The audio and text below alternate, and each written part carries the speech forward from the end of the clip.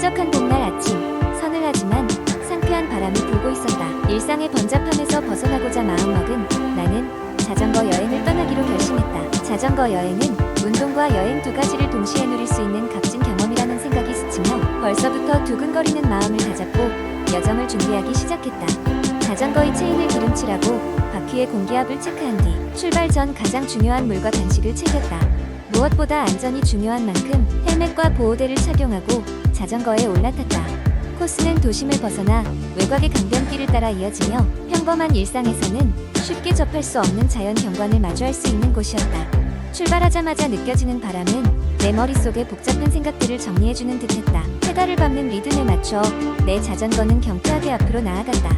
점점 거리가 늘어날수록 도심의 소음은 멀어지고 새소리와 강물의 흐르는 소리가 귀를 간지럽혔다. 도시의 답답함을 떠나 풀향기와 신선한 공기를 들이키니 마음속까지 청량해지는 기분이었다.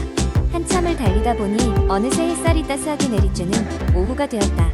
조금 지친 몸을 이끌고 강가에 있는 작은 공원에 들러 잠시 휴식을 취했다. 준비한 간식으로 배를 채우고 보니 몸이 다시 활기를 되찾았다. 주변을 둘러보니 다양한 사람들이 각자의 방식으로 연휴를 만끽하고 있었다.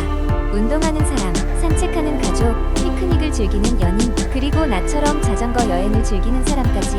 여기서 맺어진 느슨한 연결은 잠깐이지만 즐겁고 따뜻했다. 이동의 속도에서 오는 자유로움과 다양한 장소에서 새로운 경험을 쌓을 수 있다는 것이 자전거 여행의 매력이었다. 도심과 자연 경계 어딘가에서 자전거는 나를 도와 더 넓은 세상과 연결시켰고 페달을 밟는 힘은 우리의 삶에 대한 새로운 시각을 열어주었다. 목적지는 있다지만 그보단 순간순간 마주치는 다양한 풍경과 경험이 내 안에 새로운 에너지를 불어넣어준다는 것을 깨달았다. 시간이 지날수록 날씨는 점점 어두워져갔고 나는 다시 일상으로 돌아가야 했다. 하지만 여정의 끝자락에서 일상의 무게가 조금은 덜어졌음을 느끼며 운동과 여행 두 마리 토끼를 잡은 것에 대한 벅찬 성취감을 가슴에 안고 집으로 돌아왔다. 두 번째 이야기. 어느 날 성우는 회사에서 돌아와 지친 몸을 소파에 내던졌다. 오늘따라 회의는 길고 상사의 잔소리도 유독 심하게 들렸다.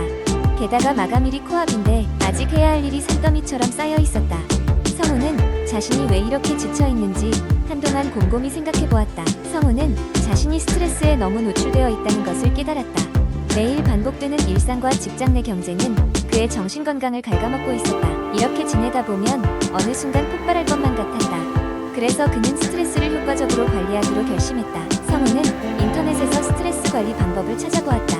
몇 가지 유용한 방법을 발견했고 이를 실행하기로 했다. 첫 번째로 성우는 매일 아침 명상을 시작했다. 처음에는 5분 정도로 시작했지만 점점 시간을 늘려가며 20분까지 늘렸다.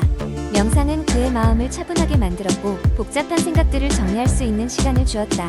명상 후에는 머리가 맑아지는 느낌이었다. 성우는 명상의 힘을 느끼면서 스스로에게 더욱 충실해졌다. 두 번째로 성우는 운동을 시작했다. 직장에서 돌아온 후 매일 저녁 30분씩 조깅을 나갔다. 처음에는 힘들었지만 차츰 몸이 가벼워지면서 러너스 하이도 느낄 수 있었다. 운동을 하고 나서 땀을 한껏 흘리고 나면 스트레스가 눈 녹듯 사라지는 기분이었다. 세 번째로 성우는 자신의 스트레스 원인을 기록하기 시작했다. 작은 수첩을 하나 샀고 그 안에 그날 자신을 스트레스 받게 했던 사건이나 상황을 적어 나갔다. 무엇이 자신을 스트레스 받게 만들었는지, 그것이 왜 그런지, 그리고 나중에 어떻게 대처할 것인가에 관한 구체적인 계획을 세우기 시작했다. 이를 통해 성우는 자기가 어떤 상황에 스트레스를 받는지를 분석할 수 있었고 그에 따라 대처 방안을 구체화할 수 있었다. 네 번째로 성우는 친구들과의 시간을 늘렸다. 가까운 사람들과의 대화는 그가 쌓아왔던 스트레스를 풀 수 있게 도와주었다. 이야기하면서 성우는 비슷한 고민을 하고 있는 친구들에게서 많은 위안을 받았다. 혼자가 아니라는 느낌은 그의 심리적 안정을 더욱 강화시켜주었다. 마지막으로 성우는 전문가의 도움을 받기로 결정했다. 아무리 혼자서 노력해도 해결되지 않는 문제들이 있었기 때문이다. 성우는 상담 치료를 통해 자신의 감정을 더욱 깊이 이해하고 이를 긍정적으로 전환하는 법을 배웠다. 이러한 노력들로 인해 성우는 이전보다 훨씬 더 건강한 정신 상태를 유지할 수 있었다. 그는 더 이상 스트레스에 휘둘리지 않았고 오히려 스트레스를 자신의 삶을 더욱 개선시키는 원동력으로 삼았다. 성우의 이러한 경험은 그에게도 그를 아는 주변 사람들에게도 큰 영감이 되었다. 세 번째 이야기. 간헐적 단식은 최근 몇 년간 가장 인기 있는 건강 및 체중 관리 방법 중 하나로 자리 잡았다. 이 방식은 식사 시간을 제한하거나 일정 시간 동안 금식을 유지함으로써 신체의 대사 리듬을 조절하는 것을 목표로 한다. 그럼에도 불구하고 이 방법이 모든 사람에게 최적의 결과를 가져다 주는지는 여전히 논의의 여지가 있다. 우선 간헐적 단식의 기초에 대해 알아보자. 가장 흔히 소개되는 방법은 16-8 방식이다. 이는 하루 24시간 중 16시간은 금식하고 나머지 8시간 동안 식사를 하는 방법이다. 예를 들어 오후 6시에 저녁을 먹고 다음날 오전 10시에 아침을 먹는 식으로 식사 시간을 조절한다. 이와 같은 간헐적 단식은 우리 선조들의 식습관과도 맥을 같이 한다. 당시의 사람들은 일정한 시간에 많은 양의 음식을 섭취하기보다는 기회가 될 때 음식을 먹고 긴 금식 기간을 자연스럽게 거치며 신체를 단련시켰다. 간헐적 단식이 건강상 이점으로 언급되는 주요 부분 중 하나는 인슐린 감수성을 개선하는 능력이다. 금식 기간 중 혈당이 떨어지면서 인슐린 분비가 줄어들어 체세포의 인슐린 감수성을 높이는 효과가 있다는 연구 결과가 있다. 이는 당뇨병 예방과 관리에 긍정적인 영향을 미칠 수 있는 부분이다. 또한 간헐적 단식은 체중 감량에 효과적일 수 있다. 금식 과정에서 우리 몸은 저장된 지방을 에너지원으로 사용하게 되고 이로 인해 지방 연소가 촉진된다. 그러나 반드시 고려해야 할 점도 적지 않다. 첫째, 간헐적 단식은 모든 사람에게 적절하지 않을 수 있다.